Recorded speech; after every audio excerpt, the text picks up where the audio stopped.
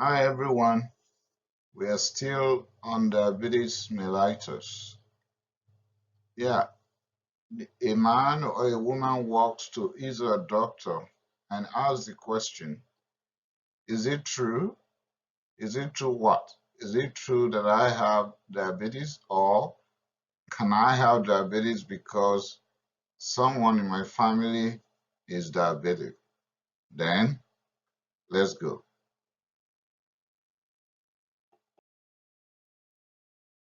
To make diagnosis of diabetes mellitus, we need to start with history taking. Then we're going to ask, do you have what we call polydipsia, which means you feed test the mom, or polyuria, meaning you are urinating more frequently than before. Eating more, which is polyphagia. Have you experienced weight loss recently that you can account for? Do you have blood vision? Because some will not present until some level of microvascular complications would have set in. And in men, you might ask if they've been having erectile dysfunction. Once again, I've just said it, the presentation may not happen until some would have developed some degree of complications. Acanthosis nigricans is the dermatological presentation of diabetes mellitus and is very common in type 2. However, the type 1 people are not left out, but it's minimal in them. There's possibility of full wound healing. Somebody just feels that, oh, when I had a cut, it doesn't heal on time. Why? The immunity is suppressed.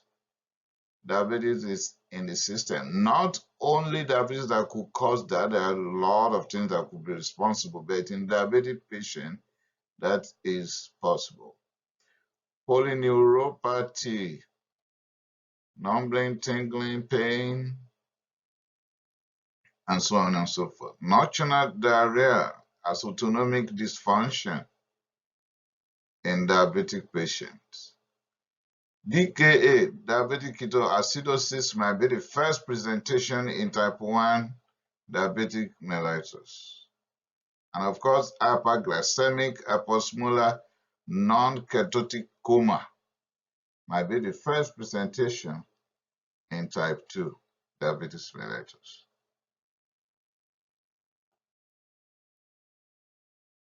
Many patients will not have classical symptoms like I've said, polyuria, polydipsia, polyphagia, or weight loss.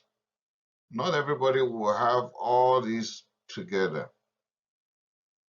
So do your urinalysis, but high sugar in urine is not diagnostic. Let me repeat. If you do urinalysis and the sugar level is high in the urine, glucosuria, that is not yet diagnostic. Why? There's what we call transport maximum in physiology of the kidney, and that is the point at which the proximal convoluted tubule reabsorption of glucose is overwhelmed.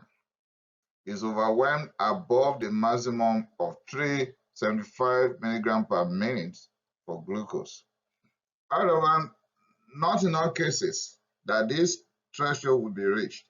Some as low as 300 milligrams per minute, they will already be having glucose in the urine. So it can be the function of transport maximum, which may not be actual problem of diabetes mellitus, but because the kidney, the nephrons, the proximal convoluted tubule is overwhelmed at that point. So we will do more to get to the bottom of this problem. So we have to do random blood sugar test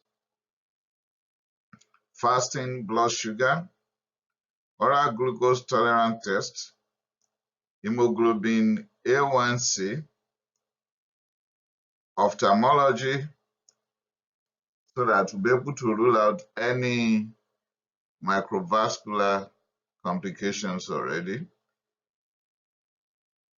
Renal problem, also albumin to creatinine ratio. We'll still go over all investigations later on. So just to let you know that high glucose in urine is not diagnostic. We have to do other tests. Fasting blood sugar in the plasma will give more clue than glucose in urine alone. Hemoglobin A1C greater than 6.5% is pointing to diabetes. These are figures that we need to work with. Hemoglobin A1C greater than 6.5%, fasting plasma greater than 7.0 millimoles per liter. Random blood glucose greater than 11.1 is diagnostic. Oral glucose tolerance test at the second hour. If that is greater than 11.1 millimole per liter, that is diagnostic. However, there are situations that will not meet this requirement, and we call those pre-diabetes. And we refer to them as impaired fasting plasma glucose if the value is between 6.1 to 6.9 millimoles per liter.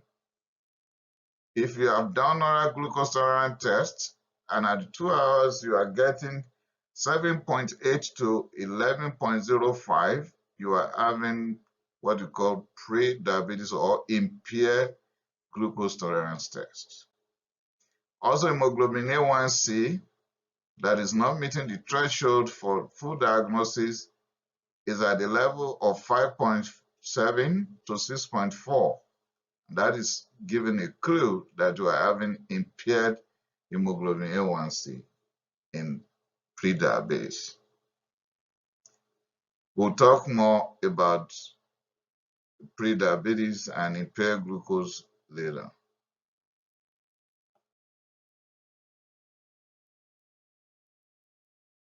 Basically, in all patients presenting with signs and symptoms of diabetes mellitus, fasting plasma glucose must be done.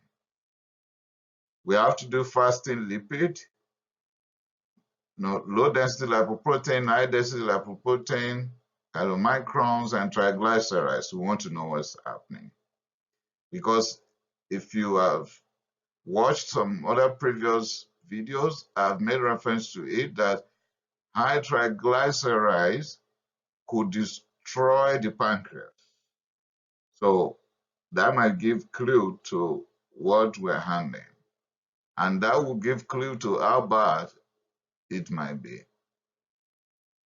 Ophthalmoscopy, because of possibility of retinopathy, we do complete blood count to know what's happening with the white blood cells and whether there's anemia going on or not, because we're going to put some medications in later on. Electrolytes, we need to know how the kidney is working and what's happening to all the electrolyte, potassium, sodium, the rest of them, particularly in someone that is urinating a lot. Liver enzymes, glycogen storage is important to know what's happening to the liver so that we'll be able to determine that. And of course, the metabolism of the medications. The same with renal system, albumin, INR, APTT, bilirubin, all for liver functions. So we need to know what is happening to the liver. We need to know what is happening to the kidney. For example, if there is renal failure, if there's decreased glomerular filtration rate, and you want to administer your insulin and the rest medication, then you need to be very careful because the metabolism of insulin will be impaired and you are going to have more drop in blood glucose than you could imagine if glomerular filtration rate is decreased, which is an indication that renal system is becoming impaired. So renal failure, low insulin, because there will be more effect of the insulin when it is not being excreted.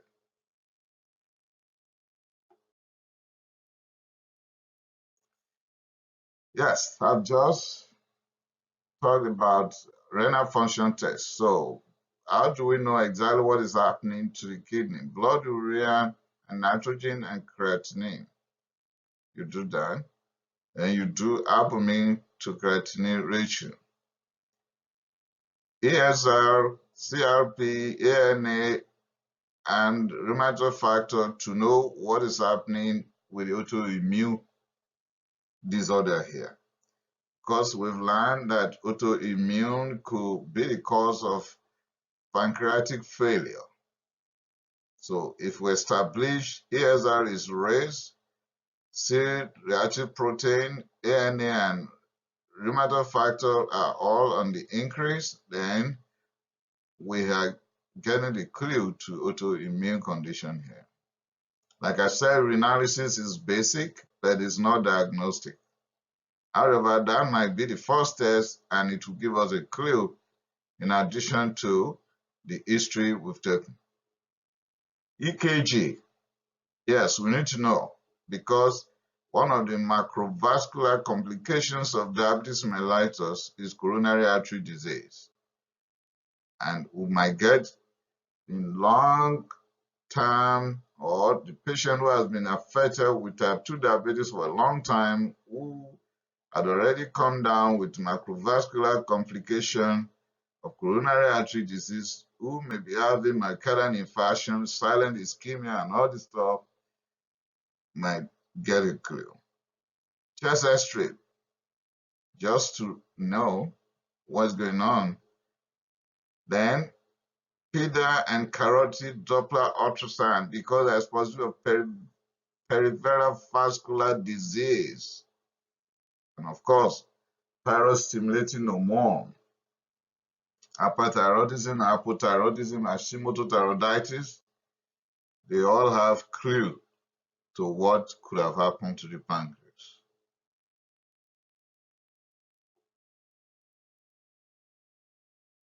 If you've already embarked on treatment, the diagnosis is already made. On regular basis, you are going to place this patient on follow-up timetable. So every time you see this patient, you take blood pressure, you do all vital signs, then you do body weight assessment, body mass index, know how it is fluctuating or consistently being reduced, and so on and so forth. And please don't forget smoking cessation. Why? Diabetes mellitus on its own will give coronary artery disease and the cascade of events that follow. And smoking will worsen that. For anyone who has diabetes and still smoking, please appropriately counsel and introduce all the nicotine replacement therapy that could be available around you. Hemoglobin A1C every 3 months. Every 3 months, hemoglobin A1C. Albumin to creatinine ratio every year. Foot examination every year. Dental every year. And of course, eye examination every year. Annually for all those. But the BP should be managed to be within 130/80 millimeters of mercury. And later on, I will tell you that is why angiotensin converting enzyme inhibitor is now being placed as one of the medications that diabetic mellitus patients should be taking. Not only for the BP, but because it is cardio and renal protective.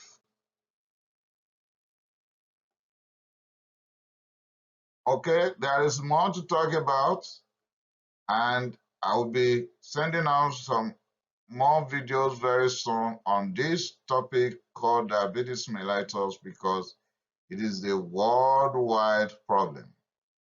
And I'm wishing all affected people well. Thank you. Please remember to subscribe to my video so that you can get any video that is produced on time. See you soon.